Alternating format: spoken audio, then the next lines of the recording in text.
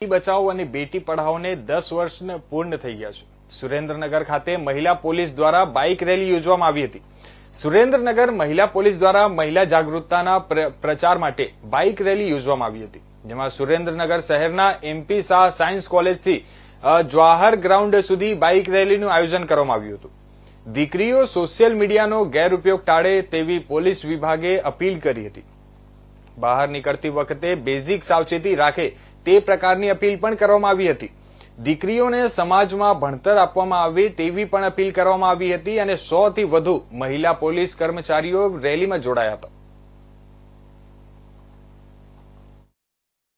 બેટી બચાવો બેટી પઢાઓ આંદોલન અને આજરોજ એક દાયકા જેવો સમય થવા જઈ રહેલ છે।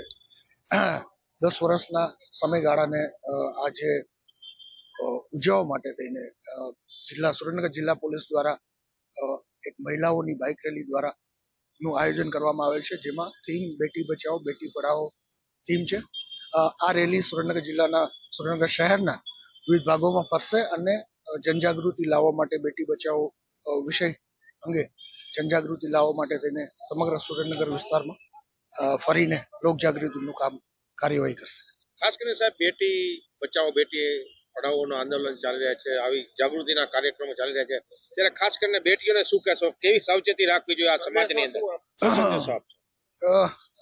સગીર વયની દીકરીઓ તેમજ નાની વયની પુત્રીઓને તો સોશિયલ મીડિયાના દુરુપયોગથી દૂર રહેવું જોઈએ અને બહાર નીકળતી વખતે જે બેઝિક સાવચેતી રાખવાની જરૂરિયાત છે, જે બેઝિક સાવચેતી જે બાબતે અમે વારંવાર સેમિનારો કરીએ છીએ, તેઓને સેન્સિટાઇઝ કરીએ છીએ, તો આ જે સાવચેતીઓ છે બેઝિક એ ખાસ કરીને રાખવા જેવી છે અને આ સોશિયલ મીડિયાનો દુરુપયોગ ન થાય, સોશિયલ મીડિયાથી પ્રભાવિત ન થાય, તે મારો દીકરીઓને ખાસ સંદેશ।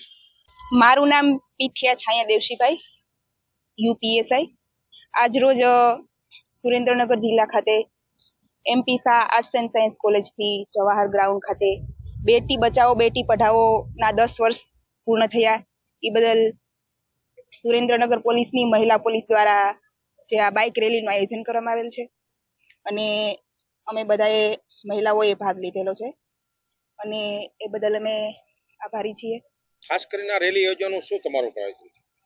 અત્યારના જમાનામાં છોકરીઓને ભણવું અને ભણાવવું બહુ જરૂરી છે આ જમાનામાં, એટલે એનાથી એક સમાજમાં સંદેશ ફેલાય કે દીકરીઓને તમારે ભણાવવી બહુ જરૂરી છે આ જમાનામાં અને આગળ વધારવી પણ જરૂરી છે, પોતે પગભર થાય અને પોતે બધી રીતે આર્થિક રીતે પણ પગભર થાય, એના માટે એક સારો એવો સમાજમાં સંદેશો ફેલાય।